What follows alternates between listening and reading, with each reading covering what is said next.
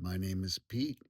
Today is 17 January 2026, and this is my continued journey to find recovery and thereby find hope. There is something I have wanted to share with anyone who might possibly be listening or watching this now. Hope. Having hope is such a huge thing. I have searched for it for over a year. Anywhere I could possibly find it, anywhere I could find something to motivate myself to hang on, because I have been on the rear end of existence dealing with extreme challenges, worst case scenario versions of the few things I am practically buried under. But I know I've had to hold on to at least a glimmer of hope somewhere. And I have found little glimmers of it. And it was dashed, unfortunately, each time for me by circumstances.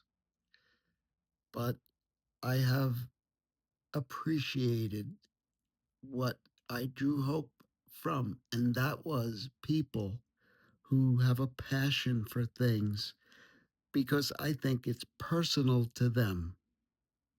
I don't think things really matter to anyone until they're very personal. If you work in healthcare, you go through the motions, you can be a good clinician to diagnose, treat, but I think people that are specialized really become an expert in their field or interest when it is personal to them, their families, whoever. There is usually a reason that level of passion arises. At least that is my story. And that explains my 38-year career in all aspects of adult and child psychiatry, later known as behavioral health, in an attempt to water down names and fight the war on stigma that is partly attributable to what happened to me, to being the most severely injured on the job registered nurse in the history of the New York State Office of Mental Health.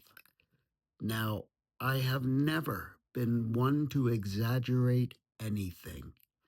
So, if anyone thinks my claim of being the most severely injured on the job registered nurse in New York State Office of Mental Health is an exaggeration, please show me how I'm wrong. But that is not a question to ask on a video on YouTube. That will be asked in person in Albany. For now, I stay focused on surgery in 2 weeks, long overdue, and I stay focused on sharing some words, some insights, some words of wisdom from my experience, and some hope, and some ways I am trying to motivate myself just to hang in there and to never give up, because I have tried to give up a trillion times. And right there, I stopped myself. Something stopped me. That's all part of my story that I will tell because it needs to be told. But that is not for right now. And to motivate myself to not just skip it, I'm going to put this on this recording now. My near death experience will be told accurately, authentically,